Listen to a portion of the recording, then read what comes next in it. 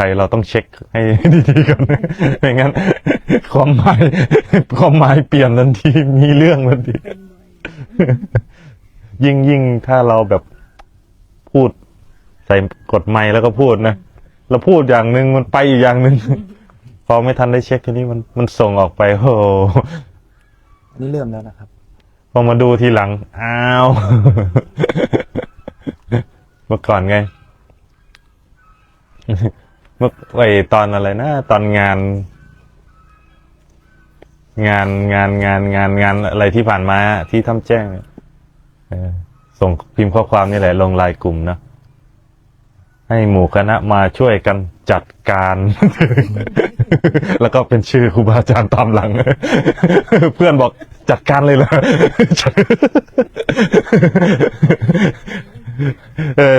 เราจะพิมพ์ว่าให้หมู่คณะมาช่วยกันจัดครูบาอาจารย์จะช่วยดูอย่างนี้นะแล้วก็ใส่ชื่อท่านเข้าไป แต่มันเว้นวรรคให้เราไง ให้หมู่คณะมาช่วยกันจัดการแล้วก็เป็นชื่อของท่าน หมู่คณะนี่ตกใจเอาเลยเหรอว่ากัน เราก็เอ๊ะทำไมมันแปลกๆวะก็เลยมาอ่านดูโอ้โห ก็เลยกลายเป็นแบบโอ้โหเห็นไหมบางทีเราทำอะไรแบบรีบไปแล้วก็ไม่ได้เช็คอ่ะไม่ได้เช็คไม่ได้ตรวจสอบความเรียบร้อยอ่ะมันไปอีกอย่างนึงมันทำให้แบบความหมายคลาดเคลื่อนได้เลยนะคนเข้าใจผิด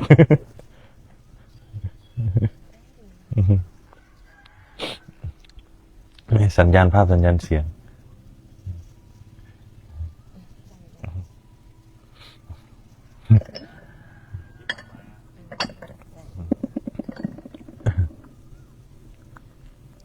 เคยไหมโยมตรงเราส่งข้อความแล้วความหมายคลาดเคลื่อนเข้าใจอีกอย่างเคยครับ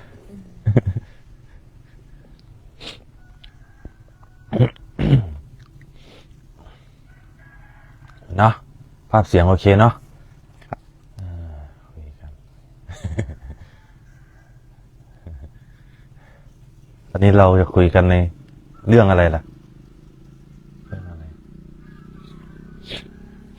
เมื่อเช้านั่งรถไปกับโยมตรงคุยกันเรื่องอะไรนะเมื่อเช้าความไม่มีอะไรบังเอิญนะครับความไม่มีเหตุบังเอิญครับเหตุบังเอิญนะโดยเฉพาะเรื่องคนที่เราไปอยู่ไหนก็จะมีคนที่อาจจะเป็นญาติหรือเป็นอะไรเราที่ไปอยู่ไกลขนาดไหนก็ได้มาเจอกันอย่างนี้นะครับคือท่านพระเจ้าท่านก็ว่าเหตุบังเอิญไม่มีแหละไม่มีอะไรบังเอิญทุกอย่างมีเหตุมีผลในตัวครูบาก็เคยนะเคยมีคณะแม่ชีหรือญาติธรรมเนี่ยจากเดินทางมาจากทางใต้มาที่ถ้ำแจ้งนี่แหละแล้วเราก็อยู่ถ้ำแจ้งซึ่งไม่เคยเจอกันไม่รู้จักกันแต่พอมาเจอปุ๊บเนี่ยเขามาเจอเราเนี่ยวินาทีแรกเลยเขาบอกนี่เขาเล่าให้ฟังเขาบอกในความรู้สึกของเขาเนี่ยเขาบอกว่าเหมือนเป็นพี่เป็นน้องกันมานานมากแล้วเหมือนเคยวิ่งเล่นด้วยกันอยู่เร็วๆเนี่ยเขาบอกแล้วเขาในความรู้ของเขาเขาบอกว่า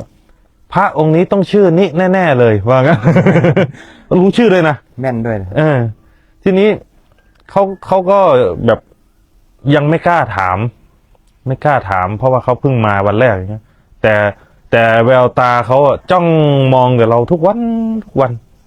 จ้องมองแต่เราทุกเวลาฉันข้าวตอนเช้าเขาจะจ้องมองแล้วมีรอยยิ้มเขาบอกว่ารู้สึกอบอุ่นเหมือนเคยวิ่งเล่นกันในความรู้สึกของเขาทีนี้ใช่ไหมเวลาคนที่มันสงสัยอะไรมันต้องรู้ให้ได้ คือมันเก็บไว้ไม่ไหวมันต้องการความกระจ่างพอเราอยู่ทำแจ้งช่วงนั้นเป็นวันงานวางศิลาฤกษ์แล้วมั้งที่ผ่านมาเนาะพอเราขับรถผ่านนะเขาก็ช่วยกันทำโรงทานอยู่ขับรถกอล์ฟนั่งรถกอล์ฟผ่านเขาอดใจไม่ไหวเขาวิ่งมาดักหน้าเลยเขาบอกขอคุยด้วยสักแป๊บหนึ่งหน่อย เขาบอกว่าทำไมรู้สึกเหมือนเคยรู้จักกันมานานมากแล้วในความรู้สึกบอกว่าต้องชื่อนี้แน่ๆเลยนี่ชื่อนี้แน่ๆเลยมาแล้วมันก็เป็นเรื่องอะไรที่แปลกมากคือเขาอยู่กับครูบาอาจารย์นะอยู่บวชชีอยู่กับครูบาอาจารย์มา 7-8 ปีแล้วแหละ แต่เขาบอกว่าเขาปฏิบัติธรรมไม่รู้เรื่องอะไรเลย ครับ พอมาคุยกับเราเขาบอกว่าเขารู้ทางในการปฏิบัติกระจ่างว่างั้นไปอยู่ไหนส่งข่าวด้วยนะจะตามไปอยู่ด้วยว่างั้นเขาบอกว่าเหมือนพี่เหมือนน้องแต่เขามีอายุละแก่ละจะ60-70แล้วซึ่งมันก็ไม่มีอะไรที่บังเอิญเพราะว่าในส่วนตัวครูบาเนี่ยในตอนที่มาอยู่ถ้ำแจ้งใหม่ๆนะตอนนั้นยังไม่มีแม่ชีอยู่ในวัดนะมีพระอาจารย์ครูบาเต้อะไรที่มาอยู่ใหม่ๆช่วงนั้นเป็นช่วงที่บูเบิกใหม่ๆแล้วมีคืนหนึ่งที่เราภาวนาแล้วความรู้เรามันไปเห็นว่าเราเนี่ยเดินไปในสถานที่อย่างหนึ่งเดินไปตามถนนคลองจีวรเดินไปแล้วข้างหน้าเราเนี่ยมันมีสำนักชีที่เป็นสำนักชีล้วนเลยเหมือนโรงเรียนสตรีนี่แหละขาวโพลนมองเข้าไป มีแต่ไม่ชี พอเราเดินจะผ่านปัดหน้าสำนักนั้นน่ะเราคณะแม่ชีที่อยู่ข้างในนั้นน่ะเขาก็วิ่งกูมาหาเราเขาบอกว่าแล้วในความรู้ที่เห็นมันบอกว่าในหนึ่งในนั้นน่ะเป็นน้องสาวเราเป็นน้องสาวเขาบอกว่าพี่ไปอยู่ไหนมาเห็นไหมพวกเรารอมานานมากแล้วในตอนนั้นนะที่เห็นมันก็เลยเป็นเหตุให้ตั้งแต่วันนั้นเรารู้ทันทีเลยว่าเราจะข้องเกี่ยวกับไม่ชีเยอะพวกผู้หญิงเนี่ยเยอะ พอหลังจากวันนั้นปุ๊บผ่านมาอาทิตย์หนึ่งก็มีแม่ชีจากใต้เดินทางมาอยู่ด้วยเห็นไหมมันไม่มีเหตุบังเอิญแล้วแม่ชีคนเนี้ยที่เป็นแม่เขาชื่อแม่ชีบัวทิพย์เป็นคนแรกเลยที่เดินทางมาขณะที่แกเดินทางมาเนี่ยเรานั่งอยู่กุฏินั่งเล่นนั่งเล่นก็ดูฟังธรรมะอยู่นั่งดูอยู่เงี้ยดูธรรมะแล้วมันปรากฏเป็นภาพเห็นภาพซ้อนขึ้นมาจากในหน้าจอมือถือที่เราดูอยู่ครับ เห็นว่ามีแม่ชีกำลังเดินทางมาหาแล้วเป็นอะไรก็ไม่รู้แค่เราเห็นแค่นั้นเรารีบกุลีกุจอเตรียมปัจจัยไว้จ่ายค่ารถให้แม่ชีทั้งที่ไม่รู้ยังไม่รู้เลย พอเราเตรียมปัจจัยได้ครบดูในกระเป๋ามีอยู่ว่าจะจ่ายค่ารถให้เขาอย่างนี้นะพอเตรียมเสร็จปุ๊บเดินลงกุฏิมาแม่ชีคนนั้นมาถึงข้างกุฏิเราพอดี ลงรถมาพอดีเห็นไหมแล้วแกก็มาอยู่กับเราเนี่ยมันไม่คือเหตุบังเอิญไม่มีคือมันเรียกว่ามันเป็นเรื่องที่มีกรรมร่วมกันและหลังจากนั้นมาครูบาก็ได้รับหน้าที่บวชแต่ไม่ชี้ตลอดเลย แล้วก็ยุ่งแต่ก็ไม่ชี้ตลอดเลย มันไม่แปลกคือทุกอย่างเนี่ยเพราะว่ามันมีกรรมร่วมกันถึงได้มาเจอกันส่วนมากเห็นไหมเราก็ไม่เคยอยู่ทางใต้นะในชีวิตในปัจจุบันใช่ไหมล่ะครับเราไม่เคยไปทางใต้เลยแต่ทำไมพอบวชวันแรกปุ๊บเราถึงได้ไปอยู่ใต้เลยเราได้เดินทางไปใต้วันแรกที่เราไปเจอพระธาตุนครศรีเนี่ยครับเราไปยืนอยู่จุดเดียวในความรู้สึกมันบอกว่าเราอยู่ตรงนี้มานานแล้วอยู่ตรงนี้มานานแล้วมันไม่รู้สึกว่าตื่นตาตื่นใจอะไรเลยมันเหมือนเราเกิดตายอยู่ตรงนี้มานานมากแล้วอย่างเงี้ยพอไปอยู่ทางใต้ญาติธรรมทางใต้พอเจอใครก็เหมือนคนในทำไมเหมือนญาติเราเหมือนเรารู้จักเหมือนจนต้องถามว่าเราเคยเจอกันไหมอย่างเงี้ยตรงเนี้ยต้องเคยเจอกันไหมมันเป็นอะไรที่ให้เราเชื่อเรื่องว่าทุกอย่างมันมีเหตุมันในตัวทุกอย่างเป็นไปตามกรรมในตัวอย่างเราเนี่ยในที่เนี้ยที่ได้มาเจอกันมันก็ไม่มีเหตุบังเอิญคือเรามีอุปนิสัยร่วมกันได้มาเกื้อกูลกัน ได้มาฟังเดี๋ยวมาฟังกันรู้เรื่องอีกต่างหาก นี่อย่างเราสองคนผัวเมีย ไม่มีเหตุบังเอิญถึงได้มาใช้กรรมซึ่งกันและกันอยู่ คือตามกันมานานแล้ว ตามกันมานานแล้ว คือมันเป็นอย่างนั้นจริงๆเมื่อก่อนอยู่ ตอนสมัยเป็นคฤหัสถ์เนาะเมื่อเช้าที่คุยกันตรงๆเราเป็นผู้ชายที่ไม่เข้าหาผู้หญิงนะจีบสาวไม่เป็นว่างั้นรู้สึกเขิน แต่มีแต่ผู้หญิงเข้าหา มันเป็นอุปนิสัยนี่แหละ โอ้มีแต่ผู้หญิงเข้าหาเข้ามามันเหมือนมันมีกรรมที่ต้องชดใช้กรรมเขาทำกรรมไว้เยอะพวกนี้นะ นี่เล่าให้ฟัง เคยโดนตำรวจจับเหมือนกัน เคยโดนตำรวจจับปุ๊บพอโดนตำรวจจับไปแล้ว ปรากฏว่าคนที่จับนามสกุลเดียวกัน เป็นญาติกัน เห็นไหมทั้งที่ไม่รู้จักกันนะพอไล่ไปไล่มาอ้าวญาติกันนี่หว่า เห็นไหมแล้วตระกูลเรานี่เป็นตระกูลที่ใหญ่มากศรีวิเศษนี่มีอยู่ทั่วประเทศนะนั่นเลย มีคำถามเข้ามาไหมมีคำถามตกค้างอยู่ครับคำถามที่หนึ่งนะครับ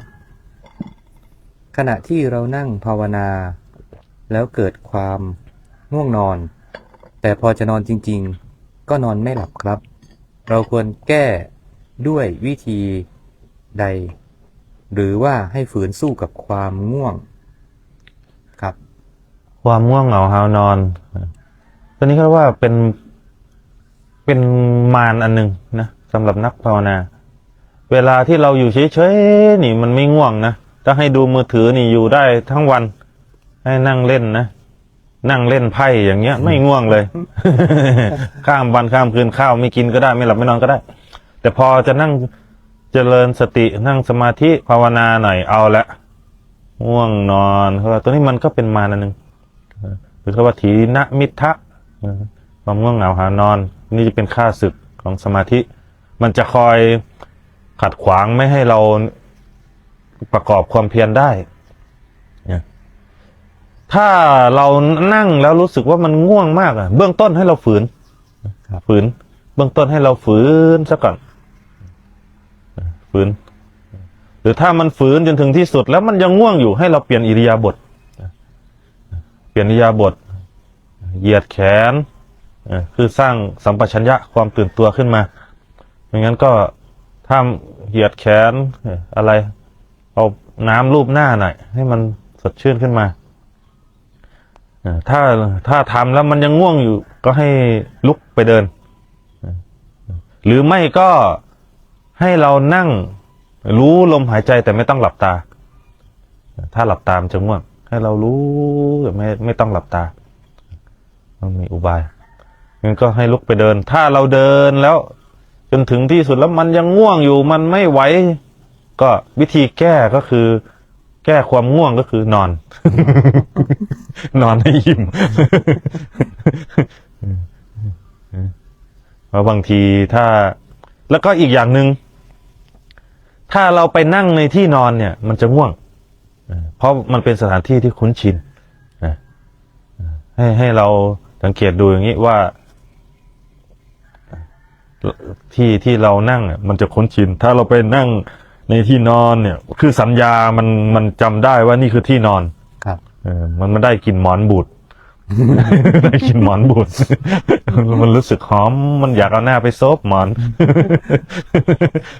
จริงๆมันจะเป็นอย่างนั้น ถ้านั่งในที่นอนคือมันรู้สึกปลอดภัยมันจะถูกคนนี้คอยลากเรามันก็เป็นกิเลสนั่นแหละครับเดี๋ยวเบื้องต้นให้เราลองหาวิธีในการฝืนเหยียดแขนคูแขนสร้างสติสัมปชัญญะขึ้นมาก็นั่งเจริญสติรู้ลมหายใจแต่ไม่ต้องหลับตาไม่ต้องหลับตาลองหาวิธีนี้ ถ้ามันไม่ไหวจริงๆมันง่วงมากคือทำทุกวิถีทางแล้วไม่ไหวมันจะตายให้ได้เลยก็นอน นอนนอนให้อิ่ม แล้วก็ที่สำคัญพอนอนแล้ว รู้สึกตัวก็กลับมาเริ่มใหม่ อย่างนี้นะเริ่มใหม่นี่แหละวิธีให้เราค้นหาเอาหรือไม่ก็ถ้าเรานั่งในท่าที่มันสบายมันจะหลับนี่เราต้องค้นหาจริตหาอุบายในการปฏิบัติให้เจอกับตัวเอง อย่างเทคนิคของครูบาเนี่ยถ้าเรานั่งสบายเนี่ยมันจะหลับเราเอาเวทนานำหน้าไปเลยเอาเวทนานำหน้าคือนั่งในท่าที่มันไม่สะดวกสบายนั่งในท่าที่มันสามารถรับรู้ถึงอาการรับรู้กายรู้เวทนาได้ชัดที่ความรู้มันจะไม่เพลินนั่งขัดธรรมาสน์เพชรไปเลยครับขัดธรรมาสน์เพชรไปเลยหรือไม่ก็นอนสีหาสายญาติก็ได้ท่าเดียวไม่ขยับอย่างเงี้ยครับคือทรมานมันทำให้ความรู้มันเด่นอยู่ที่จุดที่กายที่เวทนาอย่างเงี้ยเพื่อเรียนรู้บางทีมันจะแก้ได้เพราะไอ้ที่มันง่วงเนี่ยมันคือมันสบายมันก็เลยง่วงครูบาเนี่ยถ้าเวลาที่ครูบานั่งเนี่ยครูบาจะไม่เอาความสบายนำหน้าไปตอนที่ครูบาฝึกขับเคี่ยวตัวเองหนักๆนะมันชอบง่วงสักพักหนึ่งก็หัวทิ่มไปเลย เราก็เลยถ้ามันง่วงมันชอบง่วงใช่ไหมเรานั่งขัดสมาธิเพชรไปเลยคือขัดสมาธิเพชรเนี่ยมันจะรู้เจ็บใช่ไหมล่ะเจ็บแล้วความรู้มันจะเด่นอยู่ตรงเนี้ยมันจะไม่เข้าลึกมันจะไม่เข้าลึกมันจะรู้ยิ่งนั่งนานมันยิ่งเจ็บนานเวทนามันเด่นสติสัมปชัญญะมันจะรวมเด่นอยู่ที่เวทนามันจะดิ้นอยู่ตรงนี้แล้วมันจะหมุนอยู่ตรงนี้ทีนี้มันไม่มีเวลาให้ง่วงเลยทีนี้ แล้วก็ฟื้นเรียนรู้มันเอาเรียนรู้จากเวทนาเรียนรู้จากทุกข์ไปเลยเพื่อยังจิตให้สงบเข้าสู่สมาธิให้มันได้มันเป็นอย่างนั้นมันมีหลายอุบายหลายวิธีในการขัดใจตัวเองเนี่ยฝืนทวนกระแสเนี่ยมันขึ้นอยู่ว่าเราถูกกับจริตไหนอุบายไหนเราสามารถค้นคว้าได้ตัวเองได้ตรงนี้นะ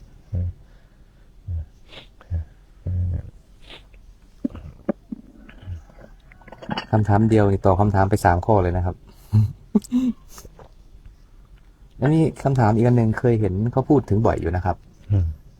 การกินเนื้อสัตว์เป็นการทำผิดศีลข้อ 1หรือไม่ครับการกินเนื้อไม่ผิดเพราะเนื้อที่เขาแบบสมมติที่เราไปซื้ออย่างเงี้ยเห็นไหมคือมันขาดจากวิญญาณละเราไม่ได้ฆ่าเองเราซื้อมามีคนเอามาถวายอย่างเงี้ยไม่ผิดเว้นแต่เราฆ่าหรือจ้างวานฆ่าให้เขาจัดหามาเพื่อเราอย่างเงี้ยคือมันมีเจตนาตรงนี้มันมีเจตนาฆ่าแต่ว่าศีลข้อ 1คือปาณาใช่ไหมปาณาคือเป็นจากการฆ่าสัตว์เป็นจากการเบียดเบียนแต่เนื้อที่เขาทำสำเร็จแล้วเนี่ยไม่ผิดไม่ผิด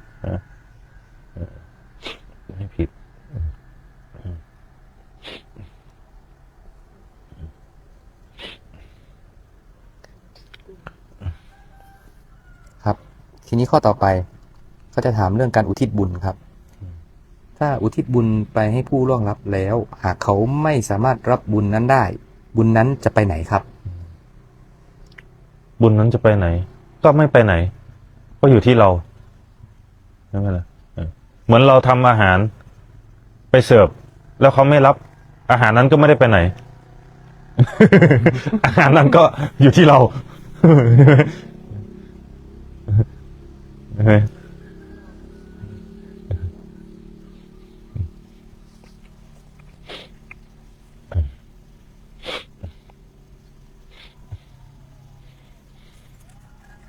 ทีนี้จะขยับคำถามลึกขึ้นมาหน่อยผมได้ยินพ่อแม่ครูอาจารย์หรือหลายๆท่านชอบพูดว่ารู้หมดจนหมดรู้เนี่ยอาจารย์ช่วยขยายหน่อยครับมันแปลว่าอะไรยังไงครับรู้หมดจนหมดรู้ครับคือรู้คำว่ารู้หมดจนหมดรู้คือ มันรู้ทุกอย่างแหละคือว่ารู้แจ้งแล้วก็สามารถวางลงได้ด้วยรู้คำว่ารู้หมดคือเห็นตามความเป็นจริงเห็นอนิจจังทุกขังอนัตตาเนี่ยเห็นรู้แต่สิ่งที่รู้นั้นไม่เที่ยงไม่สามารถยึดถือเอาได้ท่านก็เรียกว่าไม่ได้สำคัญในความรู้นั้นก็หมดรู้หมดไม่ได้ยึด ถ้าจะพูดเหมือนภาษาคนก็คือรู้แบบไม่สงสัยอย่างนี้ไหมครับ ที่ว่าจน ก็รู้แจ้งในเมื่อมันแจ้งแล้วมันก็ไม่สงสัย มันก็เลยหมดที่จะอยากรู้อะไรต่อใช่ไหมครับ คือไม่มีผู้รู้ ไม่มีผู้ที่เข้าไปยึดเอาถือเอา ครับ ไม่ได้สำคัญในสิ่งที่รู้นั้นเป็นอย่างนั้นก็เลยหมด แล้วมีอีกคำหนึ่งที่พระอาจารย์เคยพูดว่า รู้แต่ไม่รู้นะครับ นี่แหละความหมายอันเดียวกันคือถ้าไม่ได้สำคัญในสิ่งที่รู้นั่นเองไม่ได้สำคัญคือรู้ตามความเป็นจริง แต่ไม่ได้ยึดมั่นคือการศึกษาธรรมะเนี่ย เราไม่ได้ศึกษามาเพื่อมาเก็บมาสะสมไว้นะครับคือการศึกษาเนี่ยเบื้องต้นเนี่ยเราศึกษาเข้ามาเพื่อรู้ ครับ แต่เมื่อรู้แล้ว เราต้องสลัดคืนต้องสลัดออกมันถึงจะบริสุทธิ์ไหม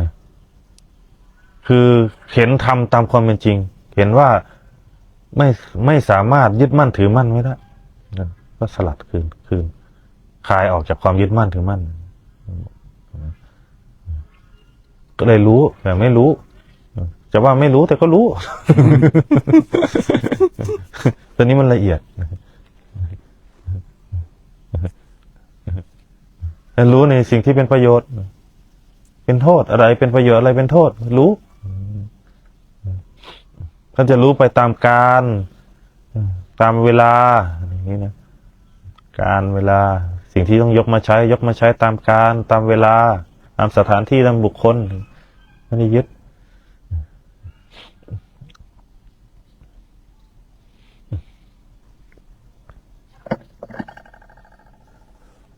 มีคำถามนะครับ ใจสงบจริงกับใจเฉยๆดูยังไงครับ เหมือนกันไหมครับ สงบจริงกับเฉย ครับ ๆมันไม่ยากลองเนี่ยเห็นไหมลองเดินไปแล้วให้เขาด่าไอ้หน้าโง่ดูสิถ้าอยากรู้ว่าสงบจริงหรือมันเฉยอะมันเป็นยังไง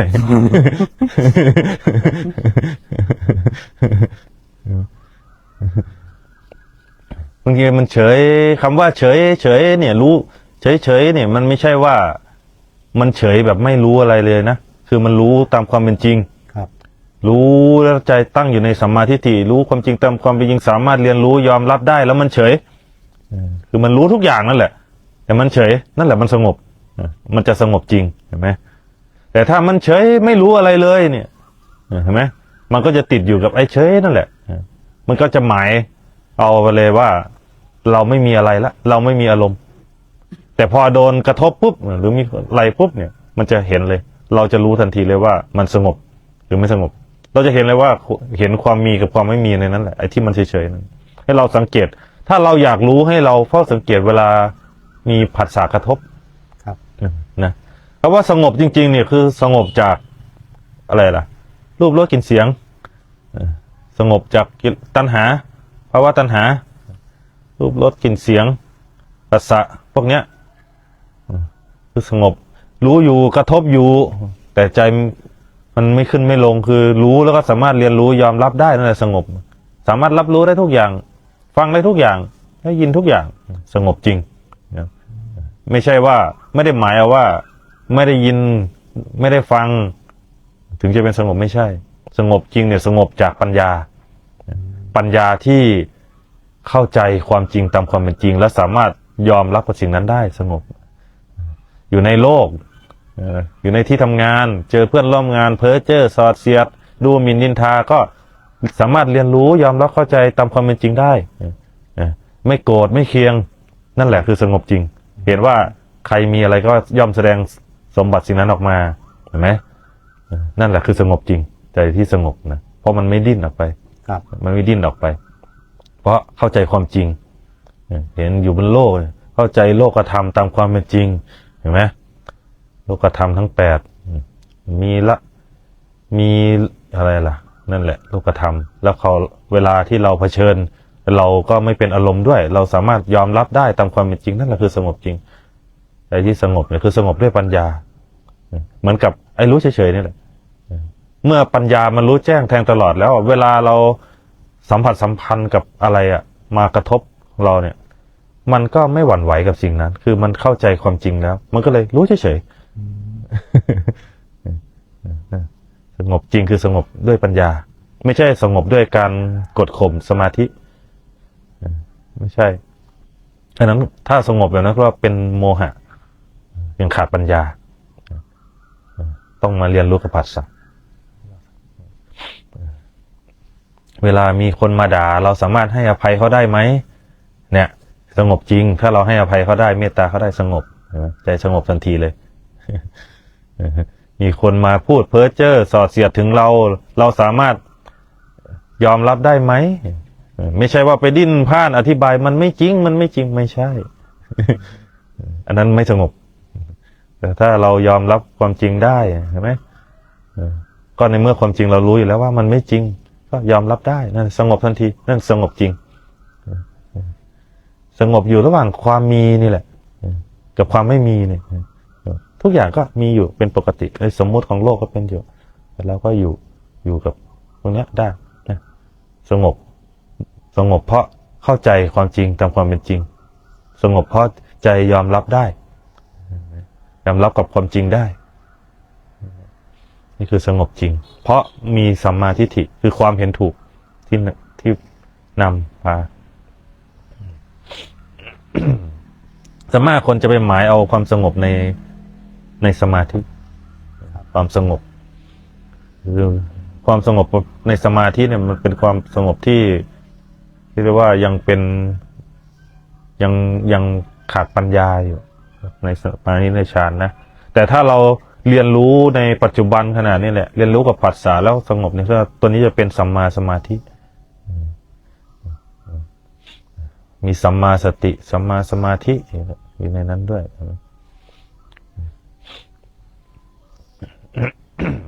แสดงว่าถ้าเรายอมรับความจริงทุกอย่างได้ความสงบมันก็จะตามมาเองเป็นฟังก์ชันที่มันติดตัวมาอยู่แล้วอย่างนี้นะครับใจที่เจริญสติสมาธิไว้ดีแล้วเนี่ยเห็นไหมมันเปรียบเสมือนเรามีร่มไว้ในมือเวลาฝนตกปุ๊บเราก็สามารถเดินตากฝนได้โดยที่ไม่เปียกเพราะยอมรับได้แล้วมันคือมีเครื่องมือยอมรับได้ไหมแต่ถ้าเราขาดพวกเนี้ยถ้าฝนตกมาปุ๊บก็วิ่งผ่านเลยไม่อยากเปียก ไม่ยอมรับอะไรเงี้ยนั่นแหละคือหลักเงื่อนหลักของการปฏิบัติธรรมคือการยอมรับนะที่จะคลายทุกข์ได้ไวแล้วก็สามารถเห็นความจริงได้ไวก็คือการยอมรับยอมรับเห็นไหมเพราะการยอมรับเนี่ยมันเป็นการวางความเห็นของตนลงด้วยครับการวางความเห็นของเราลงเมื่อเราวางความเห็นของเราลงปุ๊บแล้วการยอมรับนี่แหละคือการปล่อยวางการยอมรับเนี่ยคือการปล่อยวางเราไม่ต้องไปกำหนดปล่อยวางอะไรเลยไม่ต้องไปหาวิธีปล่อยวางเลยแค่ยอมรับความจริงตามความเป็นจริงได้มันจะวางเลยมันจะวางเลยเหมือนเราแบกขอนไม้ไว้บนบ่าที่หนักมากถ้าเรารู้ในอาการนั้นแล้วว่าขอนนี่มันหนักปุ๊บเห็นไหมเราไม่ฝืนใช่ไหมเราแค่ยอมรับว่ามันหนักเราแบกไม่ไหวแล้วเราวางมันอย่างเงี้ยมันก็เบาไม่ต้องแบกภาระนั้นไปเห็นไหมนั่นแหละการยอมรับเนี่ยที่เราเป็นปัญหากันที่มันทุกข์เห็นไหมก็เพราะเราไม่ยอมรับความจริงเมื่อความพัดภาคมาเยือนเราก็ติดอยู่ค่ำควรติดอยู่เห็นไหมทำไมต้องจากฉันไปทำไมต้องจากเราไปอย่างเงี้ยเห็นไหมเพราะเราไม่ยอมรับความจริงไงแต่ถ้าเรายอมรับความจริงว่าเห็นไหมพระพุทธเจ้าแต่ว่าอะไรสิ่งใดสิ่งหนึ่งเกิดขึ้นเป็นธรรมดาสิ่งนั้นจะมีความดับไปเป็นธรรมดาคือมันไม่เที่ยงเห็นไหม เกิดแก่เจ็บตายเป็นเรื่องธรรมดาเรามีความพัดภาคเป็นธรรมดาใช่ไหมแล้วเมื่อเราเผชิญเหตุการณ์นั้นเราแค่ยอมรับคือการยอมรับเห็นความจริงตามความเป็นจริงพระเจ้าท่านตรัสไว้แล้วดีแล้วสอนไว้แล้วแนวทางเห็นไหมแต่เราที่เป็นทุกข์อยู่เพราะไม่ยอมรับความจริงก็เลยแบกไว้ ทุกข์อยู่เนี่ย ทีนี้ครับ มันจะมี mindset หรือความคิดอันหนึ่งที่มันรั้งพวกนี้ไว้ในการยอมรับ เราจะแนะนำเขายังไง ยกตัวอย่างเช่น คนที่เขาไม่ยอมรับ เพราะเขารู้สึกว่าทำไมฉันต้องยอมรับเพราะฉันรู้สึกฉันเสียเปรียบอย่างเงี้ย หรือที่ไม่ยอมรับก็รู้สึกว่ามันไม่ยุติธรรมกับฉันอย่างเงี้ย เราจะแก้ความคิดเขายังไงเพื่อให้เขากลับมายอมรับเพื่อให้เขามีใจที่สงบแล้วก็ไม่ทุกข์นะครับ ก็มันต้องรู้จักว่าในสิ่งที่เราเป็นอยู่มันเป็นประโยชน์หรือเป็นโทษกับตัวเองล่ะในการที่ไม่ยอมรับในเมื่อเราไม่ยอมรับเราก็เป็นทุกข์ไม่ใช่หรือเห็นไหมครับเราขณะที่เราเป็นทุกข์นั่นแหละคือการที่เรากำลังเบียดเบียนตนเองอยู่เห็นไหมก็แสดงว่าเราไม่รักตัวเองเห็นไหมเราไม่ได้รักตัวเองเลย ถ้าเรารักตัวเองเราต้องรู้จักว่าอะไรก็ตามที่จะเป็นเหตุให้เราเนี่ยเป็นทุกข์เราต้องละเหตุนั้นเสียถูกไหมเราต้องละเหตุนั้นเสียเราต้องหันกลับมารักตัวเอง แสดงว่าพอยต์ของมันจริงๆมันอยู่จุดที่ว่าทุกข์ใช่ไหมครับ กลับมาดูทุกข์ ไม่ได้มองว่าเสียเปรียบได้เปรียบ ใช่ ให้มาโฟกัสอยู่ที่ว่าสิ่งไหนที่เป็นทุกข์ให้แก้ตรงนั้น ใช่ ไม่ต้องไปสนใจว่า เออ เสียเปรียบได้เปรียบหรืออะไร ใช่ ครับ ไม่งั้นพระเจ้าจะตัดเรื่องทุกข์ขึ้นก่อนแล้วให้เราดูทุกข์เห็นไหมเราทุกข์อยู่กับอะไรล่ะ เราติดอยู่กับอะไรล่ะ ติดอยู่กับสิ่งที่เราไม่สามารถควบคุมได้เห็นไหมติดอยู่ด้วยการที่เราเอาใจไปตั้งไว้กับบุคคลอื่นเห็นไหมถามว่าขณะที่เราเป็นอยู่คนอื่นเขาทุกข์กับเราไหม ไม่ ไม่เขาไม่รู้เรื่องด้วยซ้ำในสิ่งที่เราเป็นใช่ไหม ครับ แต่ทำไมเราทุกข์กับเขาล่ะ นั่นเองเราต้องกลับมารักษาใจตัวเองกลับมารักษาใจตัวเอง เห็นว่าเรากำลังเป็นทุกข์ติดอยู่กับอะไร แล้วก็ขี้คายในการออกจากสิ่งนั้นใช่ไหมคนที่ยอมให้กับเสียเปรียบให้กับคนอื่นได้เนี่ย คือยอมแพ้ให้กับคนอื่นได้มันไม่ใช่คนโง่นะแต่เป็นคนฉลาดเป็นผู้ชนะนะคนที่เป็นผู้ชนะ คือชนะอะไรคือไม่ได้ชนะคนอื่น แต่ชนะใจตัวเองชนะตัวเองเห็นไหมถ้าเราจะไปไล่เอาชนะคนอื่นเนี่ยโอ้ยไม่มีทางหรอกการแข่งแย่งแข่งขันชิงดีชิงเด่นกัน การชนะที่เป็นเลิศที่สุดก็คือการชนะใจตัวเองใจตัวเองเนี่ยนั่นเองกลับมาดูทุกข์ถ้าเราเป็นทุกข์อยู่กับอะไรแล้วก็สิ่งนั้นแหละครูบาถึงบอกว่าที่ผ่านมาครูบาไม่ไปเสียเวลากับคนอื่นไงเรากลับมาแก้ไขตัวเองเรื่องเล็กๆน้อยๆที่เราเห็นว่าเหมือนเราถูกกระทำอยู่ตลอด ครับ ทำไมเราถูกเอาเปรียบอยู่ตลอดเราก็แค่ยอมรับแล้วก็ไม่เอาใจไปติดอยู่เราก็อยู่ของเราอย่างนี้แหละเราอยู่ของเราไปเลยแค่เราไม่เอาใจไปติดอยู่กับการกระทำหรือพฤติกรรมของบุคคลนั้น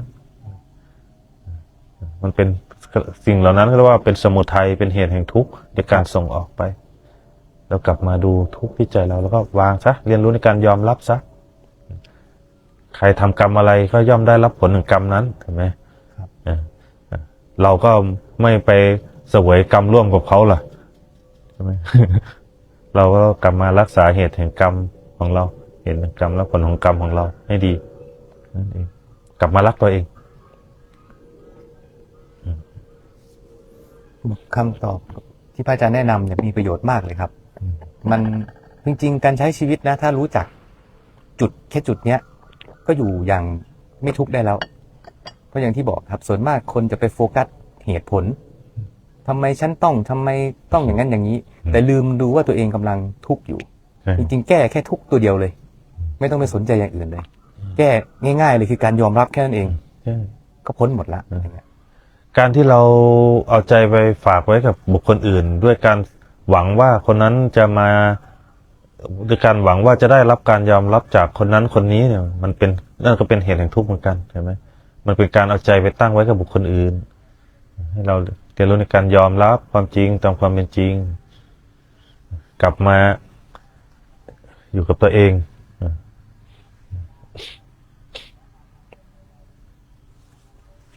คำถามต่อไปนะครับ การอยู่กับปัจจุบันคือไม่คิดอะไรเลยใช่ไหมครับ การอยู่กับปัจจุบัน ก็มันต้องดูว่าปัจจุบันณขณะนั้นเราทำอะไรอยู่เห็นไหมถ้าเราทำงานล่ะนั่นก็คือปัจจุบัน ถ้าเป็นงานที่ต้องคิดก็ต้องคิด ถ้าเราอยู่เฉยๆไม่มีการไม่มีงาน ก็ไม่คิดอะไรก็คือปัจจุบันที่ไม่จำเป็นต้องคิดอะไรเห็นไหมมันต้องดูว่าเราอยู่ในเหตุการณ์แบบไหนเห็นไหมอย่างเราคุยกันอย่างเนี้ยปัจจุบันใช่ไหมถามตอบเราก็ต้องพูด ใช่ไหมนั่นแหละเขาจะหมายว่าปัจจุบันเพราะว่าปัจจุบันคือขณะที่เราเป็นอยู่นี่แหละต้องให้ทันแต่คนทำงานจะอยู่ในปัจจุบันคือไม่คิดอะไรมันก็ทำไม่ได้ใช่ไหมเราต้องรู้ว่าอย่างครูบายกตัวอย่าง อย่างครูบาอยู่ถ้ำแจ้งเนี่ยเห็นไหมครูบาจะคอนโทรลเรื่องงานต่างๆถ้าให้เราอยู่กุฏิเนี่ย ถามว่าให้เราคิดไหมเราก็ไม่คิดนะเราก็อยู่ของเราเฉยๆเราก็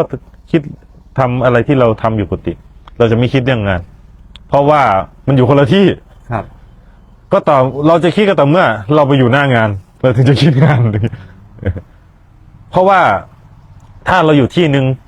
อยู่กุฏิแล้วไปคิดงานที่อยู่หน้างานตรงนั้นมันคิดยังไงมันก็คิดไม่ตรงต่อความจริงใช่ไหม ครับ เราต้องเอาปัจจุบันขณะในการแล้วก็ถ้าคิดยังไงก็คิดไม่ออกด้วย อย่างครูบาเนี่ย ครับ แต่พอไปอยู่หน้างานปุ๊บเนี่ย แค่เรามองดูมันจะรู้เลยว่าต้องทำยังไง แล้วก็วางแผนณขนาดนั้นแหละ แล้วก็จบพอกลับกุฏิปุ๊บงานตรงนั้นก็ไม่มีแล้วก็มาอยู่กุฏิอย่างเงี้ยเป็นปัจจุบัน ต้องดูว่าปัจจุบันนั้นเราทำอะไรอยู่ ถ้าเราอยู่เฉยๆไม่มีการมีงานก็ไม่คิดอะไร มันก็คือไม่คิดอะไร มันไม่มีอะไรให้คิดเห็นไหมอยู่กับลมหายใจเฉยๆมันไม่ไปอดีตไม่ไปอนาคต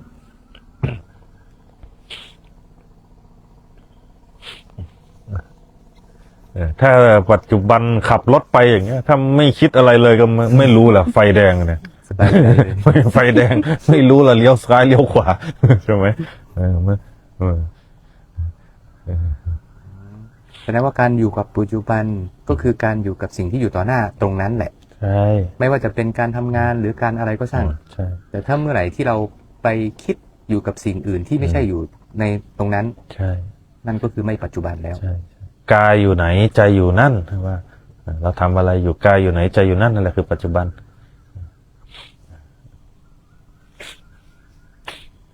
คำถามต่อไปนะครับ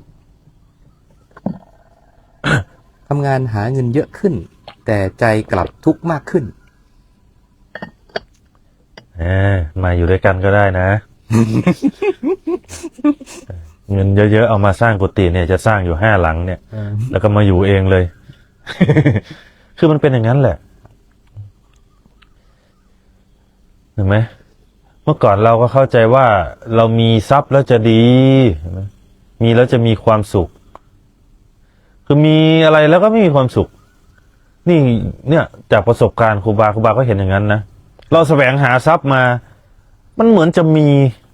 เราก็มีเราก็ได้มาในสิ่งที่เราต้องการใช่ไหมแต่ทำไมความทุกข์มันเพิ่มขึ้น มีรถ1 คันก็ทุกข์เพิ่มแล้ว1มีรถ2 คันก็ทุกข์เพิ่ม เพราะมันต้องแสวงหา ครับ จะเอาออกจากบ้านปุ๊บต้องหาเงิน มีรถเราไม่พอ ต้องหาเงินมาเติมน้ำมันอีกเราก็ว่ามีแล้วจะมีความสุข มีแล้วจะดีมันไม่ใช่ มันกลับคือเมื่อเรามีมากขึ้น มันต้องแสวงหาเพิ่มขึ้น ครับ และความยึดมั่นมันก็เพิ่มขึ้น ทุกข์เห็นไหมถ้ามีมากแล้ว มันต้องรักษา ในสิ่งที่มีนั้นไว้ด้วย เนี่ย มันทุกข์กับการแสวงหามาก็พอแรงแล้วมันก็มาทุกข์กับการเก็บรักษาให้มันคงอยู่อีกเห็นไหมพอเราใช้มันหมดไปบินไป เราก็ต้องทุกข์กับการแสวงหามาใหม่มันวนเวียนอย่างนี้เห็นไหมมันวนเวียนอยู่อย่างนี้สิ่งที่ครูบาไปเห็นเอ้ยแล้วเราจะแสวงหามาทำไมเยอะแยะว่าเราทุกข์ขนาดนี้แล้วเรามาเห็นรายละเอียดอีกอันหนึ่งครับ เราจะมีมากมายขนาดไหนก็ตามมีเงินในกระเป๋าขนาดไหนก็ตามแต่สิ่งที่เราแสวงหานั้นมาเพื่ออะไรสิ่งที่เห็นเลยอันดับแรกตื่นเช้ามา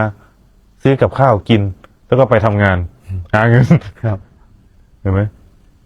พอไปทำงานแล้วก็ซื้อกับข้าวกินตอนกลางวัน แล้วก็ไปทำงาน แล้วก็พอตอนกลางวันกลับบ้านมาซื้อกับข้าวกินตอนเย็นเพื่อนอนตื่นขึ้นไปทำงานอ้าวมันแค่นี้เองเหรอ ที่เราหาที่เรามีเยอะๆ ครับ เห็นไหมมีเยอะๆครูบาไปเห็นรายละเอียดโอ้นี่เราทุกข์แบบมามากๆก็เพื่อแค่มากินแล้วก็ไปทำงานแล้วก็กินแล้วก็ไปทำงาน กินแล้วไปทำงาน มันไม่ได้อะไรเลยนี่หว่าอย่างเงี้ยแค่กินเฉยๆ ครับ เอ้าถ้าจะกินแค่หามากินเฉยๆนี่เราไม่จำเป็นต้องแสวงหาอะไรมากเลยถามว่าเวลาเจ็บไข้ได้ป่วยทรัพย์ที่เรามีนั้นช่วยเหลืออะไรเราได้ไหมก็ช่วยได้แต่เวลาตายล่ะทรัพย์ที่เรามีล่ะ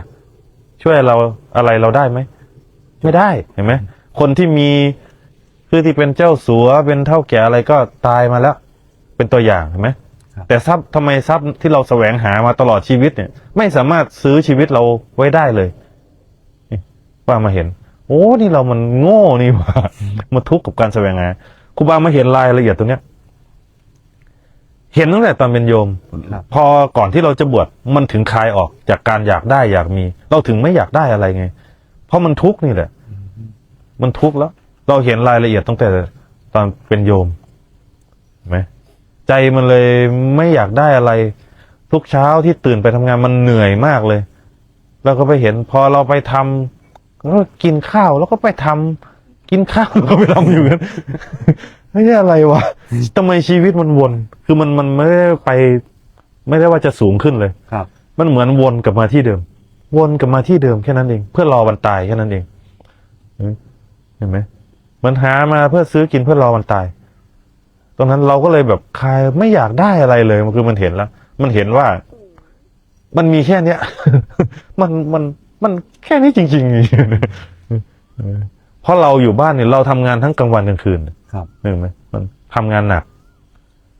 กลางวันก็ทำไร่กลางคืนกรีดยาง2,000-3,000 ต้นอ่ะครับ คือชุด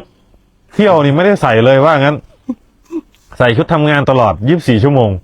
แล้วก็ไม่เคยนอนบ้านเลยอยู่ตามสวนตลอดเพราะว่าเราทำเพื่ออะไรวันนี้ตื่นเช้ามาไปแล้วกลับบ้านมาฟ้ามืดหน่อยไปอีกแล้วมันเห็นมันก็เลยเห็นแสวงหาเหมือนจะรวยถ้ามันรวยไปนานแล้วอย่างเงี้ยถ้ามันรวยจริงๆมันต้องรู้จักพอหาได้มาก็ไม่มีความสุขมีแต่ทุกข์นะถึงได้บวชเนาะอันนี้ถ้าไม่ไหวแล้วก็บวชแล้วมาอยู่ด้วยกันเนาะคนที่ว่าหาเงินได้เยอะๆแล้วยังทุกข์เนี่ยครับบวชอยู่ด้วยกันเลยสลัดทิ้งสลัดคืนคำถามต่อไปครับอาจารย์ธรรมะแปลว่าอะไรเจ้าคะธรรมะแปลว่าอะไรเจ้าคะ แล้วมีคำถามต่อด้วยนะครับเผื่อตอบทีเดียวจะรู้ได้อย่างไรว่าเราปฏิบัติธรรมแล้วพัฒนาขึ้นธรรมะแปลว่าอะไรเคยเห็นเขาถามอยู่นะอันเนี้ย ในช่วงหนึ่งที่เป็นกระแส คุ้นธรรมะคืออะไรเขาตอบอะไรนะธรรมะคือคุณากร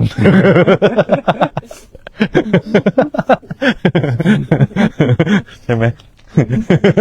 ใช่ไหมคุณท่านด็อกเตอร์ธรรมะคือด็อกเตอร์ตอบเคยท่องไหม เราปฏิบัติธรรมแล้วยังไงนะจะพั จะ ฒ รู้ได้ นา ยังไงว่าเราปฏิบัติธรรมแล้วพัฒนาขึ้นครับ อ๋อเราสามารถ คือความทุกข์เราเบาบางลงไหมนั่นแหละตัณหาเราเบาบางลงไหม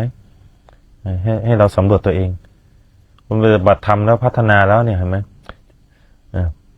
ปฏิบัติเบื้องต้นเนาะเราปฏิบัติเพื่อออกจากอะไรล่ะ เราเช็คจากตรงนี้ก็ได้ โลภโกรธหลง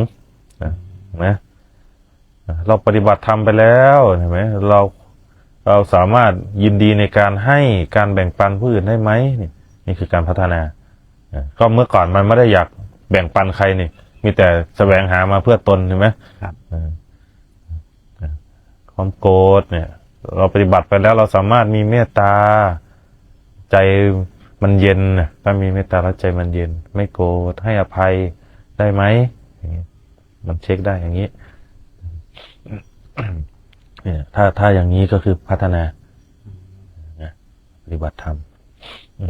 คนปฏิบัติธรรมจะเป็นอย่างนั้นยิ่งปฏิบัติใจยิ่งเย็นมันจะไม่ร้อนเหมือนเดิมจะไม่ร้อนยิ่งสงบปฏิบัติใจยิ่งสงบยิ่งละเอียดยิ่งอ่อนโยนไปเรื่อยๆใจนะนั่นแหละคือธรรมะใจที่เป็นธรรมจะเป็นอย่างนั้นส่วนมากผมไปเห็นคนปฏิบัติธรรมจะชอบไปข่มเหงคนอื่นด้วยความรู้สึกว่าคนนั้นคนนี้ทำไม่ถูกอย่างนี้นะแล้วตัวเองเหมือนสูงกว่าอย่างนี้นะครับ ก็มีเยอะใช่นั่นผู้คือยังหลงอยู่คือยังมีความสำคัญตนอยู่ยังหลงอยู่ในทิฏฐิมานะอัตตาตัวตนอยู่คือจะเป็นอย่างนั้นถ้ายังไม่ถ้าใจมันยังไม่เป็นธรรมก็จะสำคัญว่าเราถือยังมีความถือตนอยู่ว่าตนเนี่ยเป็นผู้ปฏิบัติเห็นไหมตนว่าตนผู้ปฏิบัติสำคัญตนว่าตนดีกว่าเหนือกว่าสูงกว่าก็จะเหยียบย่ำผู้อื่นได้ครับเป็นอย่างนั้นแต่ผู้ที่ใจที่เป็นธรรมแล้วจะไม่มีดีกว่าไม่มีเหนือกว่าไม่มีสูงกว่าหรือต่ำกว่าจะเห็นแค่ว่าพฤติกรรมและการกระทำของเขาจะมีแค่รู้กับไม่รู้จะเป็นธรรมเมื่อเห็นว่ารู้กับไม่รู้นี่คือมันก็เป็นใจที่สามารถเมตตาให้อภัยซึ่งกันและกันได้ใจของผู้เป็นธรรมจะเป็นธรรมท่านจะถือประโยชน์เป็นที่ตั้งจะเว้นจากการเพ้อเจ้อสอดเสียดดูหมิ่นนินทาอะไรพวกนี้จะคือเขาจะไม่สำคัญตนเขาจะเห็นรายละเอียดแค่ว่าเราก็ไม่ต่างจากเขาจะเห็นอย่างนั้นเราก็มาจากความไม่รู้นี่แหละครับเห็นไหมแต่ตอนนี้เรารู้แล้วมันก็รู้ว่าเขายังไม่รู้นี่แหละ คือมันจะไม่ได้เหยียบย่ำกันครับจะสามารถให้อภัยกันได้คือเพราะอะไรที่ว่ารู้ว่าเขายังไม่รู้ก็คือรู้ตามความเป็นจริงในขั้นหนึ่งเหมือนกันคือความจริงคือเขายังไม่รู้เห็นไหมคือมันจะไม่ได้ไปตัดสินไม่ได้ไปตัดสินใครมันเป็นอย่างนั้นนั่นคือใจที่เป็นธรรมแต่ถ้าใจยังไม่เป็นธรรมก็จะสำคัญตนก็จะมีการลำเอียงเพราะรักลำเอียงเพราะกลัวลำเอียงเพราะหลงเห็นไหมที่พระอาจารย์พูดบ่อยๆจะเป็นอย่างนั้นแล้วก็มีอีกคำถามหนึ่งน่าจะมีประโยชน์กับหลายคนครับที่คนที่ชอบกังวลกับอนาคตนะครับที่เป็นทุกข์กับเรื่องการกังวลกับอนาคตอย่างเงี้ยจะมีวิธีแก้ยังไงครับผมกังวลกับอนาคตครับจะมีวิธีแก้ยังไงคนคนนั้นมันต้องคือวิธีแก้แล้วคือต้องใช้ปัญญาในการแก้เพราะว่ากังวลกับอนาคตเนี่ยอนาคตเนี่ยคือยังสิ่งที่ยังมาไม่ถึงถ้าปัญญาไม่เห็นเนี่ยว่าสิ่งที่ยังมาไม่ถึงก็คือยังมาไม่ถึงเป็นเรื่องของอนาคตเขาก็จะไม่รู้ไม่สามารถยอมรับได้ก็จะกังวลอยู่ต้องใช้ปัญญาให้เรียนรู้ว่าอนาคตเนี่ยมันเป็นสิ่งที่ยังมาไม่ถึงการที่เราเอาใจไปพัวพันติดอยู่กับเรื่องของอนาคตที่ยังมาไม่ถึงมันก็เป็นเหตุแห่งทุกข์เห็นไหมให้กลับมาสิ่งที่เราทำได้ก็คืออนาคตเนี่ยสมมติพรุ่งนี้จะเป็นยังไงมันก็ไปจากเหตุของวันนี้คือปัจจุบันของวันนี้ให้เราทำวันนี้ให้ดี แล้วอนาคตก็จะดีนะให้เราทำวันเนี้ยให้ดี แล้วก็วันใหม่ตื่นขึ้นมาเราก็ให้ทำเหมือนวันเนี้ย คือวันต่อวันวันต่อวัน ครับ ทำวันต่อวันให้ดี ไม่ต้องไปกังวลว่าพรุ่งนี้จะเป็นยังไงเห็นไหมพรุ่งนี้มันก็คือวันนี้แหละ อดีตก็คือนั่นแหละมันเป็นคือปัจจุบันเนี่ยทำปัจจุบันไม่ต้องไปกังวลกับอนาคตเนี่ยก็ทำวันนี้ดีแล้วอนาคตพรุ่งนี้มันก็ดีสร้างเหตุการสร้างเหตุในปัจจุบันเพราะว่าอนาคตมันยังมาไม่ถึงเราไปกังวลไม่ได้มันคาดเคลื่อน ครับ มันคาดเคลื่อนมันคาดเคลื่อนมันไม่เที่ยงดีไม่ดีอาจจะไม่ได้อยู่ถึงพรุ่งนี้ก็ได้อย่างเงี้ยว างแผนไม่ ไม่ต้ ดี องไปกังวล ไปไม่ถึง เราต้องทำวันนี้ให้ดีทำวันนี้ให้ดี อะไรที่หลงอยู่ติดอยู่ก็รีบเคลียร์ออกในวันเนี้ย ครับ ทำใจให้ว่างให้บริสุทธิ์ไว้เจริญสติไว้เจริญกุศลไว้กรรมดีไว้ในวันเนี้ยนี่เห็นไหมทำวันต่อวันวันต่อวันให้ดีเคยได้ฟังเพลงของอันนั้นไหมจงมีชีวิต อยู่วันต่อวันอย่างธรรมดาเห็นไหมของอะไรนะภูมินทร์ ครับ เห็นไหมไปฟังดูนะ ซึ้งมากเลยเขาร้องเพลงได้กินใจมากเลย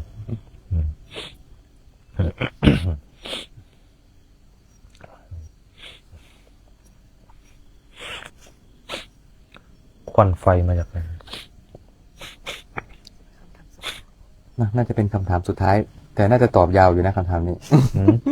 ตอบสั้นก็ได้ อ่านมายาวๆก็ตอบสั้นก็ได้ ไม่รู้คำเดียวก็ได้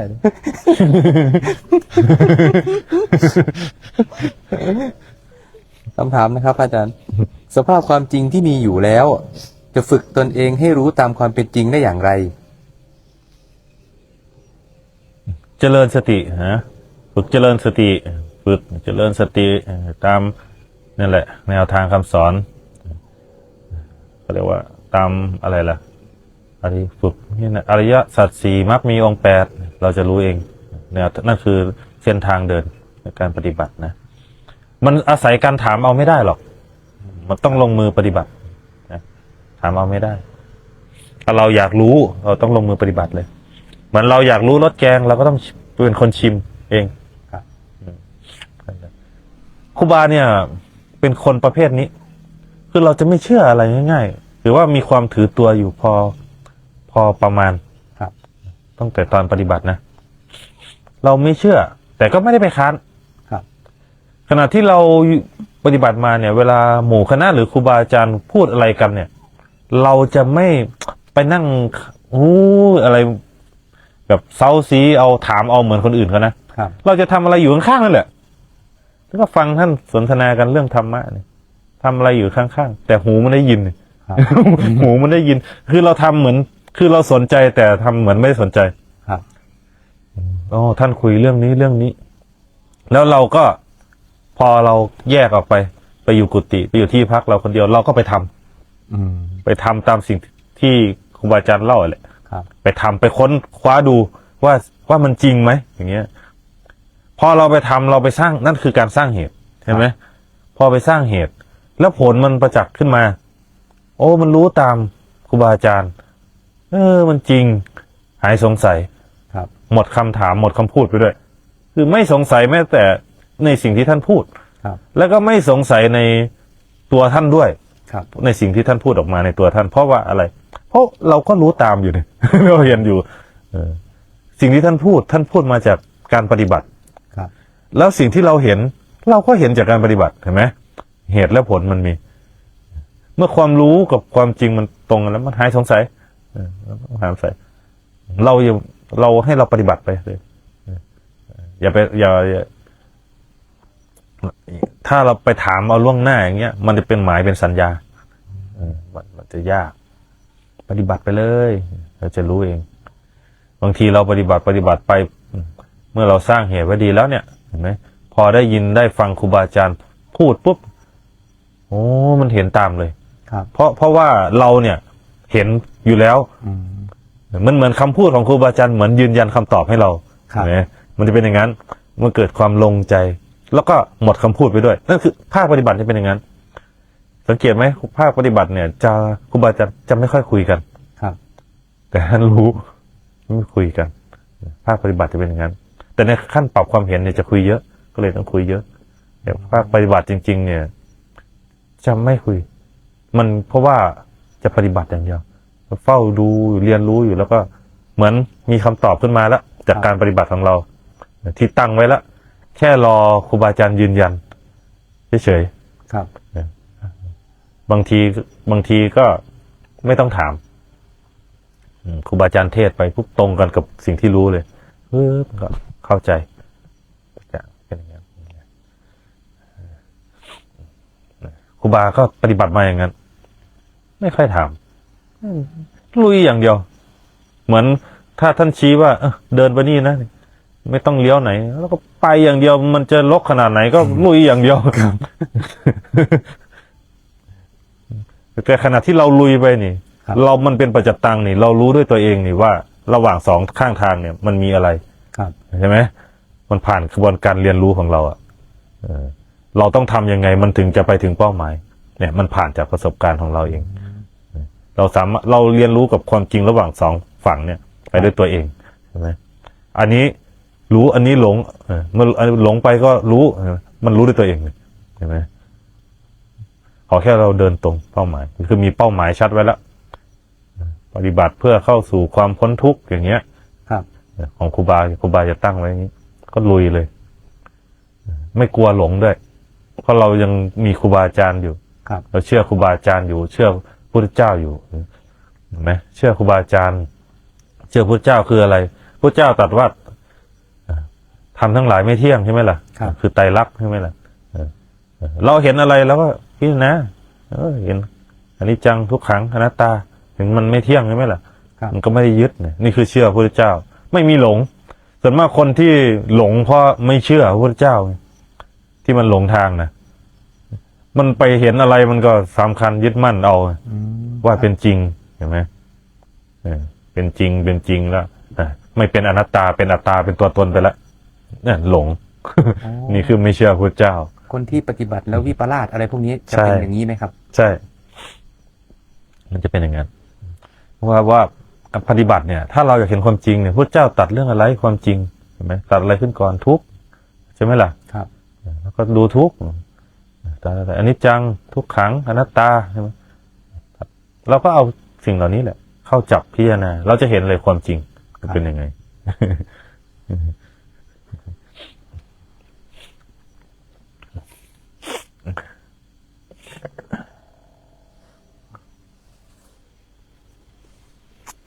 ครูบาเนี่ยมันดีอย่างหนึ่งไม่เชื่อผู้อื่นก็จริง ครับ แต่ก็ไม่เชื่อตัวเองด้วย แต่เชื่อธรรมเนี่ย มันก็เลยอันนี้ได้ แต่เชื่อธรรม สำหรับนักปฏิบัติเนี่ย ถ้ามีความสงสัยอะไรขึ้นมากมายนี้อย่าเพิ่งถามใช่ไหมครับ ให้ไปพิสูจน์ดูก่อน ให้ปฏิบัติไปเรื่อยๆเดี๋ยวคำตอบมันจะอยู่ในนั้นเอง แต่ให้ยึดหลักคำสอนของพระพุทธเจ้าคือทุกอย่างเป็นในเอาไตรลักษณ์มาเทียบอย่างนี้ใช่ไหมครับ ใช่ แล้วก็พิจารณาตามนั้น ใช่ ส่วนมากคน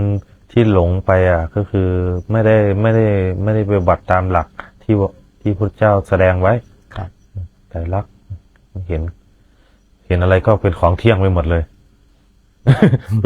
เห็นอะไรก็เห็นเป็นจริงเป็นจังไปหมดเลยอย่างเงี้ยจริงยิ่งพิจารณาไปเห็นธรรมแล้วก็ซึ้งในธรรมศรัทธาท่วมท้นจริงศรัทธาอันนี้ก็หลงอีกอย่างหนึ่งอย่าลืมไปว่าธรรมทั้งหลายไม่เที่ยงไม่ได้เอา ศึกษาธรรมเพื่อเป็นผู้รู้ธรรมก็หลงธรรมอีกเหมือนกันเลย นี่แหละครูบามันดีอย่างหนึ่งคือไม่เชื่อคนอื่น แล้วก็ไม่เชื่อตัวเอง มันก็เลยเหมือนใจมันถูกตั้งไว้ด้วยความเป็นกลาง ครับ ก็ความเป็นกลางนั่นแหละคือความเป็นธรรมนะนั่นแหละเนาะ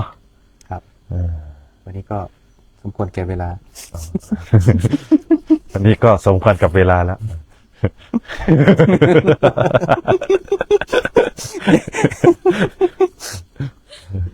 เอานี่ก็สมควรกับเวลาแล้วก็ขอให้เจริญในธรรมทั้งทั่วหน้ากัน สาธุ ทุกท่านทุกคนเทิน สาธุ สมควรกับเวลาเลย